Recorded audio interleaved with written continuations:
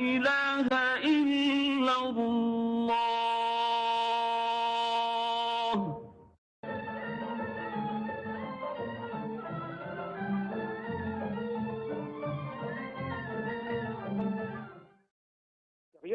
Mais que le monde soit hétérogène.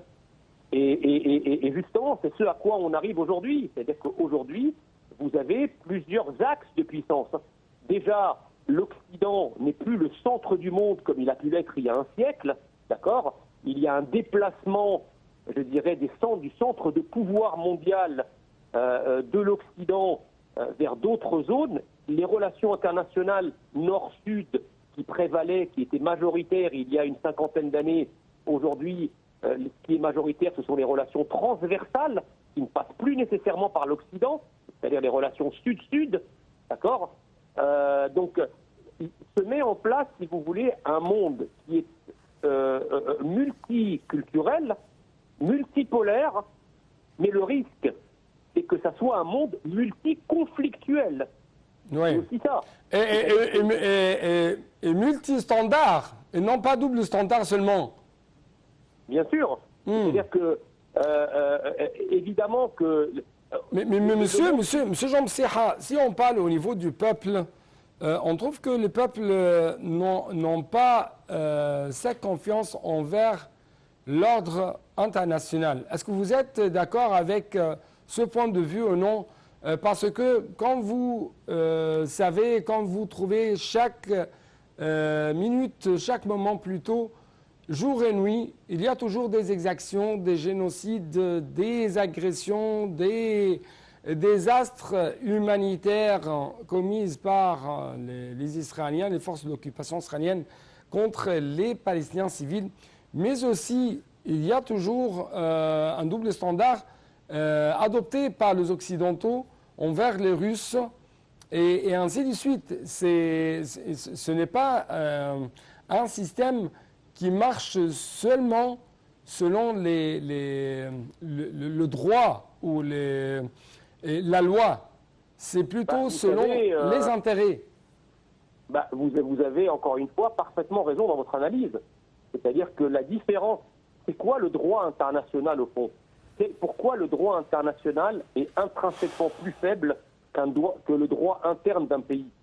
C'est que le droit international, il dépend du bon vouloir des acteurs du droit international, c'est-à-dire des États. C'est-à-dire que c'est un droit qui consacre le principe juge et partie. C'est-à-dire vous êtes à la fois juge et partie. Par exemple, est-ce que le droit international, ou ce qu'on appelle l'ordre international, qui à mon avis n'existe pas parce que c'est contradictoire, l'ordre, c'est qui? Alors, si vous dites ordre international, qui fait respecter cet ordre? Si vous parlez par exemple de l'ordre à l'intérieur d'un pays, qui fait respecter l'ordre à l'intérieur d'un pays, c'est la police et la justice de ce pays. Mais dans le cadre du droit international, qui fait respecter le droit international? Qui fait respecter l'ordre international? Et plutôt, monsieur Jean Msiha, plutôt ou sur qui on applique le droit international? Par exemple, si un État arabe fait de telles exactions contre n'importe autre peuple, il y aura des actes très intensifs et des actes très rapides contre cet État arabe.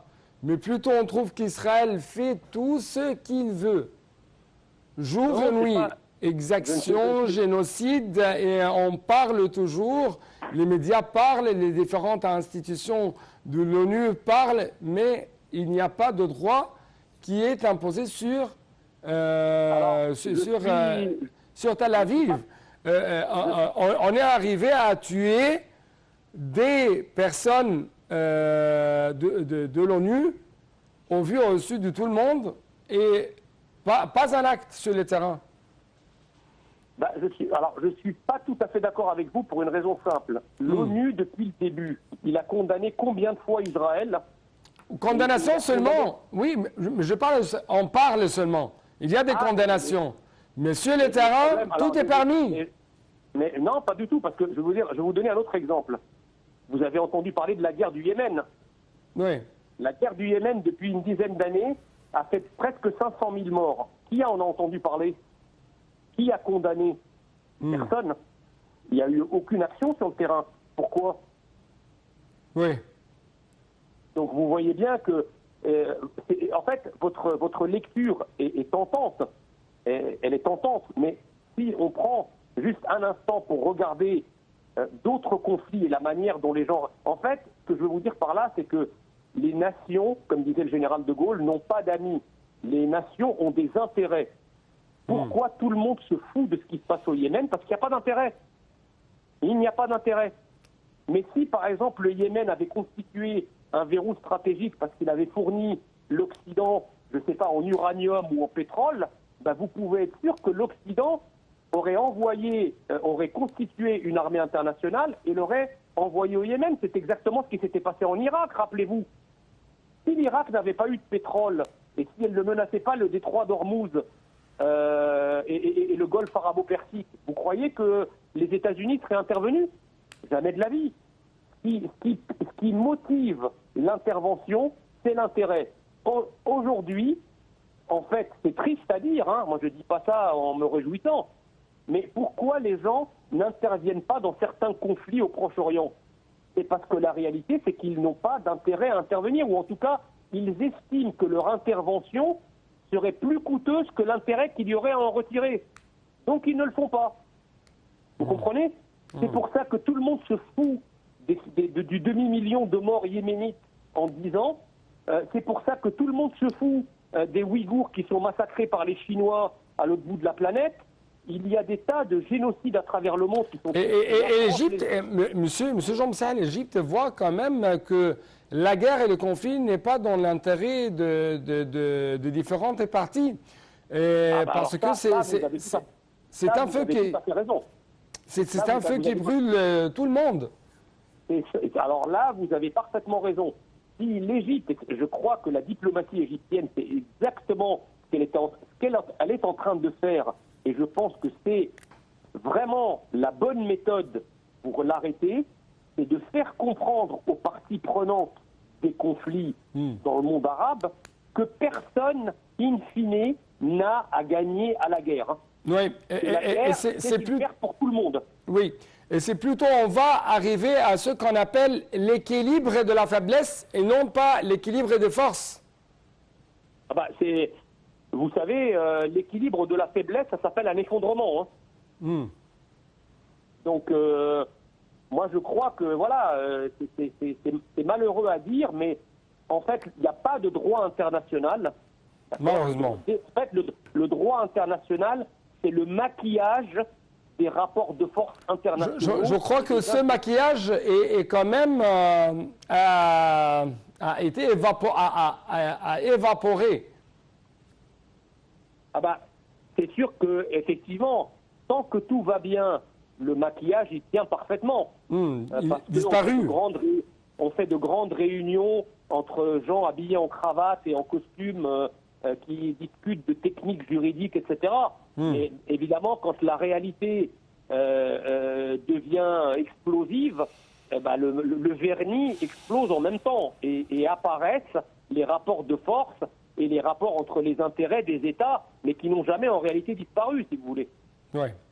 Monsieur Jean Moussa, je dois vous remercier infiniment pour de tels éclaircissements de votre part en ce qui concerne différents points concernant la politique égyptienne de plus en plus équilibrée et ouverte envers les différentes parties des différents pays du monde. L'Égypte essaie toujours d'avoir une priorité, la coopération au lieu de conflit, le développement au lieu de guerre, et ainsi de suite.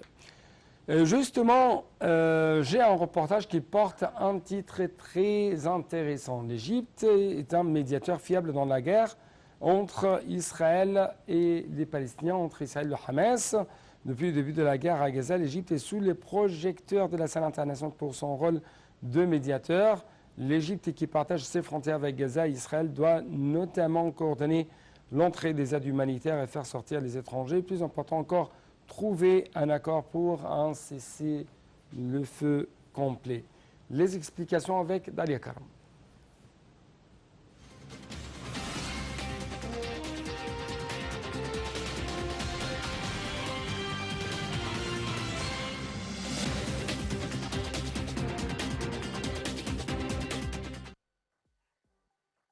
L'Égypte a renoué avec son rôle de poids lourd de la diplomatie arabe. Dans un sommet à forte tonalité euro-arabe, rassemblant chefs d'État et ministres, le président Abdel Fattah al-Sisi a pris la parole samedi 21 octobre 2023 en ouverture du sommet pour la paix organisé par le Caire afin d'obtenir une désescalade dans la guerre à Gaza. Une trentaine de représentants de pays et d'organisations internationales étaient réunis dans la nouvelle capitale administrative du Caire. Parmi eux, le roi Abdallah II de Jordanie, l'émir du Qatar Tamim Ben Hamad Al Thani, le président des Émirats arabes unis Mohammed Ben Zayed, le chef de la diplomatie européenne Joseph Borrell et la première ministre italienne Giorgia Meloni. Les États-Unis étaient absents. Ce sommet a été préparé en quelques jours. Depuis le début de l'offensive israélienne massive contre la bande de Gaza qui a fait suite à l'attaque du Hamas le 7 octobre, le président al-Sisi multiplie les condamnations d'une punition collective imposée aux habitants de l'enclave. L'ampleur des destructions y est inédite. Le président a réaffirmé la nécessité de mettre fin au conflit en cours. La diplomatie égyptienne souhaitait obtenir un vaste soutien pour un appel à une trêve. Cela s'annonçait pourtant difficile entre des acteurs aux vues si divergentes pour un appel au cessez-le-feu. Il y a un fossé entre les pays occidentaux qui se sont rangés du côté du droit d'Israël à se défendre et dénoncent l'attaque du Hamas comme terroriste et les pays arabes qui considèrent que la violence n'a pas commencé le 7 octobre et qu'il faut rappeler le contexte d'occupation israélienne des territoires palestiniens. Selon le président de l'Organisme général de l'information des Arachouan, l'Égypte continuerait à déployer des efforts visant à apaiser la situation dans la bande de Gaza ravagée par la guerre. Il a ajouté que l'Égypte avait reçu le 6 février 2024 la réponse du Hamas au cadre proposé conclu lors de la réunion de Paris pour un accord de trêve et que l'Égypte a remis au mouvement de Hamas. Il a souligné que l'Égypte examinerait tous les détails du cadre proposé avec les parties concernées en intensifiant les réunions avec elle pour parvenir à un accord final dans les plus brefs délais. L'Égypte avait récemment soumis un cadre pour une proposition visant à rapprocher les points de vue entre toutes les parties concernées pour arrêter l'effusion du sang palestinien, cesser le feu dans la bande de Gaza et restaurer la paix et la stabilité dans la région. Par conséquent, les prisonniers palestiniens et israéliens seront échangés d'une manière progressive et le soutien humanitaire à nos frères dans la bande de Gaza sera intensifié. Le président de l'organisme public